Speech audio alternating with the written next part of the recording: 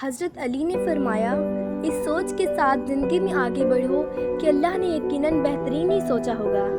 حضرت علی نے فرمایا، لوگوں سے انتقام مت لیا کرو، خراب پھل خود ہی درختوں سے گر جایا کرتے ہیں۔ حضرت علی نے فرمایا، کوئی تمہارا دل دکھائے تو ناراض مت ہونا، کیونکہ قدرت کا قانون ہے، جس درخت کا پھل زیادہ میٹھا ہوتا ہے، لوگ پتھر بھی اسی کو ہی مارتے ہیں۔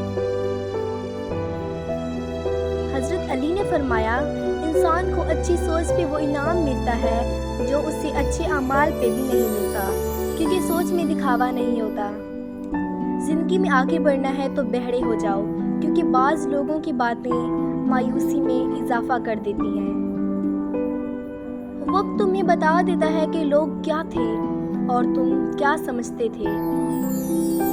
3 رشتے بے نقاب ہو جاتے ہیں: بڑھاپے میں اولاد، مصیبت میں دوست اور غربت میں بیوی۔ جب تم کسی کو اکیلا دیکھو تو سمجھ جاؤ کہ وہ سچا انسان ہے، کیونکہ بھیڑ ہمیشہ منافق کے ساتھ ہوتی ہے۔